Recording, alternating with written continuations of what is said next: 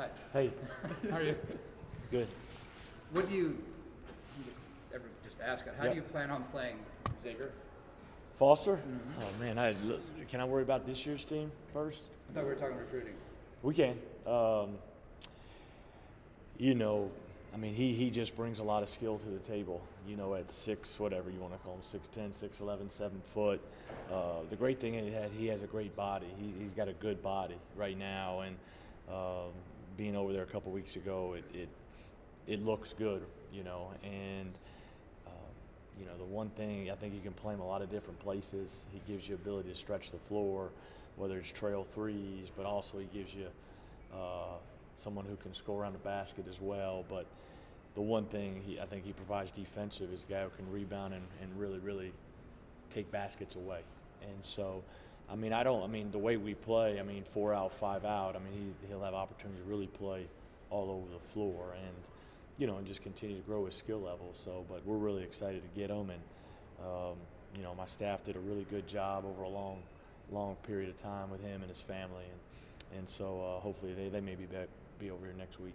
Does the in-state aspect matter much? Yeah, I mean, I think it's great to get a really good player, you know, that's in your state, that's right up the road, you know, an hour and a half away.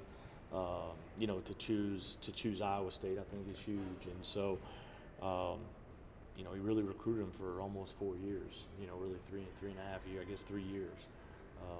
You know, and we just kind of stayed diligent in the process, and a lot of people came in and out of there, you know, over the last couple of years. But you know, really impressed with him as a kid, and I think he's got a chance to. I think he's got great humility, especially watching his press conference the other day and hearing his interviews. I think he gets it, and we're looking forward to getting to work with him, you know, next summer. They're How do coaching. you see him pairing with George Condit? I mean, it's two guys who can really protect the rim, and so you know, anytime you can put length and size around the basket is huge. I mean, you can see what George is doing for us right now defensively, whether it's 3 or 4 blocks a game is tremendous, because it gives your perimeter guys an opportunity to really get up there and heat up the ball and not worry about getting beat, you know, but taking people off the three-point line and funnel them into the help and funnel them into the rim. And so, you know, if you're going to play those guys together, you got to think of some things that you want to obviously do defensively, because those guys are both, you know, 6'10", 6'11", 7 foot guys. And so, but to have both of those guys in your front court, you know, in the following years is huge for us. How big is it when you recruit a guy like Xavier or even Dudley, where you target them really early on in their careers and then have a long time where you recruit them to win that battle then too? Yeah, I think it's great, and I think it just speaks to the relationships that we, you know, have with them, the staff and assistants, the relationships they have with them and their families, the time that's invested, and that they know we'll take good care of them here, and that they can trust us to, you know, to help build men. And that's the biggest thing, is just trying to build men in a lot of different areas of their life, and just take what their families, the foundation their family laid, and continue to help grow that. But you know, we're excited about this class. I think we addressed our needs, what we needed to get done, and obviously to add a guy like Xavier, and then you put 3 perimeter guys that are all kind of, you know, point guard / point forwards, but just size, skill, and ability to make people better. I mean, they're all 6'5", 6'6", and long, and can, you know, pass, dribble, shoot, and so that's huge.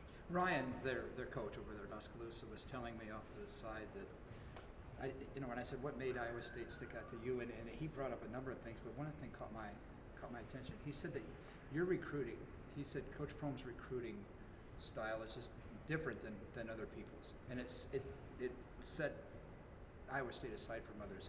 Is your style any different? What is your recruiting style? I don't know. I mean, he said it wasn't a hard sell. It was just, you know, not a hard sell, not a laid back, but just, you know, very even keel throughout the whole thing. Yeah, I mean, I think the one thing you learn, you just got to be honest and direct on what this is about, because you can have all these stars that you want. Once you show up here, you don't have stars. You got to earn your stars. Mm-hmm. And I mean, you tell all that, and I think all these guys understand that. You got to come here and you got to earn your stars. And you know, it was fun. You know, the relationship part is the fun part of recruiting, is going in there and having those stories and having the, you know, laughs with the families and going in the home. But I think that's the biggest part is can you build relationships with people and know that they're going to be in good hands.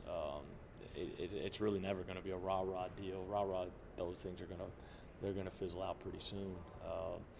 But everybody, this is a great school, and obviously with football, you're able to bring guys in for those games, and they got the environment there, and then everybody on campus from, Jamie, Jeff Johnson. I mean, academics, so many different people that all these families are so impressed with, and so recruiting is a lot more than just the head coach. I mean, it's the assistants, the sports staff, ops guy, secretary. I mean, people making videos. I mean, all types of stuff go into that. When you bear with me on this one now. When you took this job, Fair warning. when you took this job, did you, coming from Murray, was it in the back of your mind? Can I recruit at this level? I mean, I don't think so. I mean, that's what you guys wrote. I mean, but you guys wrote a lot of stuff when I got this job, and we've done all right. But we also wrote that you've proven you can. Yeah, I mean, thank you. Well, we have. I mean, we're not all no, bad you guys. know what? Just Jared. If you followed our teams at Murray, and I was there for Yeah. 9 years, we had some really good players there. I mean, we had a couple NBA guys, we had high-level overseas guys. Mm-hmm. We had top 25 teams in the country. What you can't do at this level is get away from what makes you successful, and you got to continue to recruit those same kind of guys. But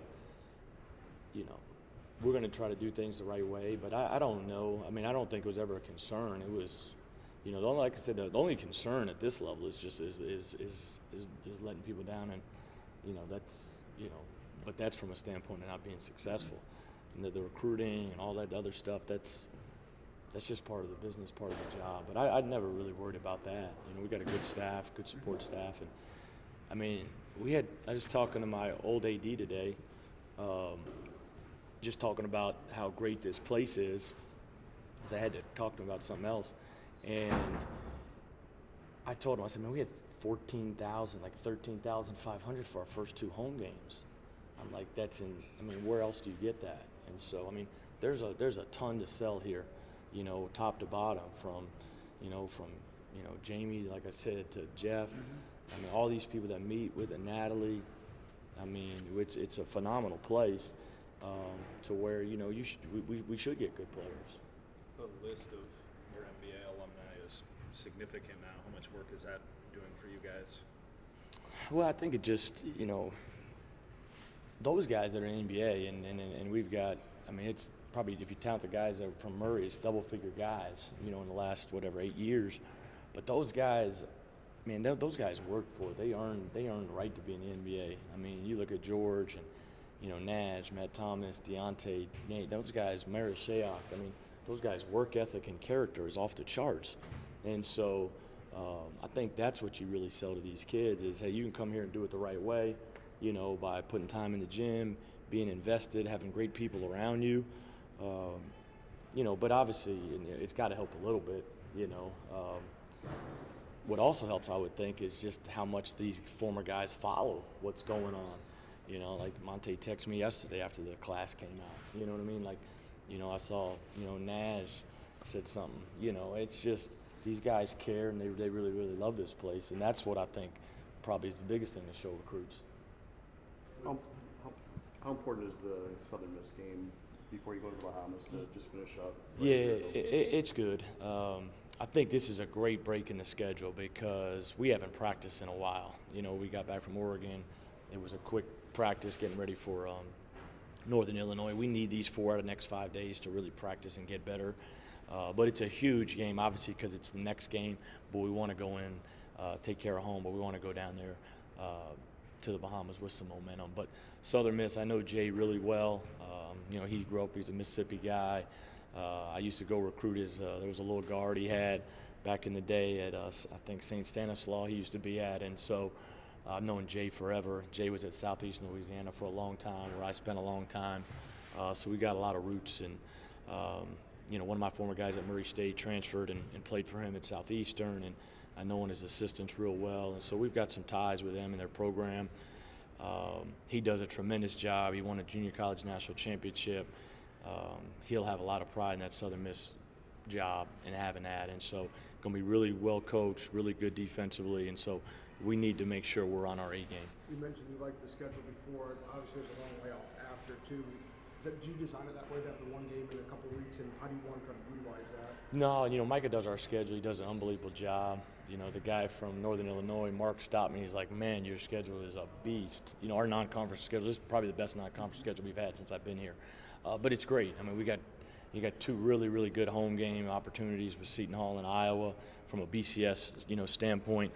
Then you got the Bahamas trip, and then obviously we had road trip to Oregon State and then to Auburn. But man, our schedule's great, and I think it'll help us in the long run. I like the breaks early right now because we still need to play a game, figure out now what we got to do to get better, play Southern Miss, continue to work, and add some things because the Bahamas trip will be a huge test for us. Obviously, you start with Michigan down there, and I don't want to talk too far ahead, but I mean, they saw a little bit against them against Creighton. They're really good. With guys like Xavier, where it's like 3-4 years of recruiting, how do you balance between keeping consistent contact with them and not encroaching on their high school? Yeah, I mean, that's what you kind of get a feel who wants you to call them, who's okay with you texting them, make sure they're thinking about you, get over, see them play. Sometimes when you recruit kids a long time, they become bored with you sometimes, or a new hot thing will come in and sweep them off their feet. And so, I think the staff did a really good job of just staying the course with him. And he's got a really good film. They handle everything really, really well. You mentioned the versatility of those perimeter guys.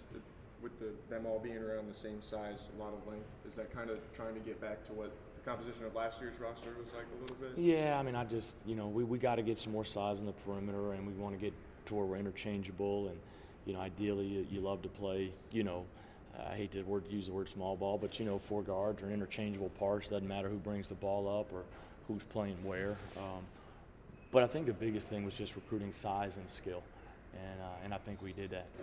What are the maybe 2 or 3 priorities for either this weekend or once you get through Southern Miss and what you guys want to work on? Ball screen defense for sure tonight. The next couple of days. I think it's really a core of things. I mean, when you look at our numbers, ball screen defense and rebounding is huge. We'll try to really address that the next couple of days.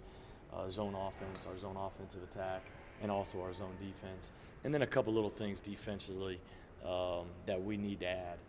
That'll probably be the biggest thing over the next probably 2 weeks before we go to the Bahamas. The ball screen defense, you talk about that, I think, every year. Is that just the hardest thing for guys, or is that I think it's just personnel, hard. I think personnel is sometimes part of it. If you could just switch everything, that's obviously the easiest thing to do. But when you can't do that, now you are putting yourself in a position where you're putting 2 guys on the ball, and you got to keep the ball in front. And I think, my second year we became really good at flat showing. This year we're trying to ice a lot of ball screens and keep it on a side, and there's a little learning curve involved with that, and so we're trying to get better at that. But ball screen defense is tough. I mean, it's tough to do, and Northern Illinois went under a lot of our ball screens because they didn't want us to space them out and get in a rotation, and so now we got to make the adjustment offensively of what we need to do to attack when people go under. But that's why you play these games early. But ball screen defense, rebounding, those are the biggest things on the defensive end that we got to get better at. Offensively, we're assisting on almost 65% of our baskets. The national average is about 50, so that's a terrific job. We got to get to the free throw line more. We got to make some free throws, and then eventually we got to start making open shots, and that'll come. These guys, like Rasir was in here yesterday, shot a couple hundred shots. These guys work. They put the time in. I charted all those 3 for 25. I bet 20 of them were wide open, or late contest threes. We just got to make them. To go back to the ball screen real quick, are the rules or principles more complicated or variable this year when you're not able to switch 1 through 4 probably, or don't want to switch 1 through 4? Yeah. We may try to switch and just try to keep people in front at times if we can, but it kind of messed us up a little bit. Oregon State.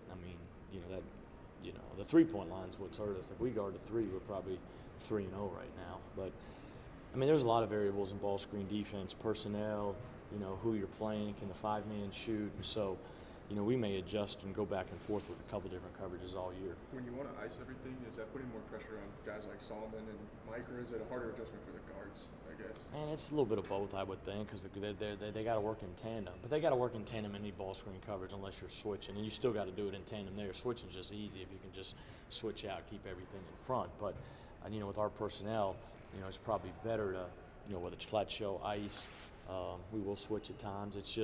We just got to get more reps at it and more film. We'll watch defensive edit today, and then we got to just get to work on and just challenge these guys to be better in that area. And they know what we need to do.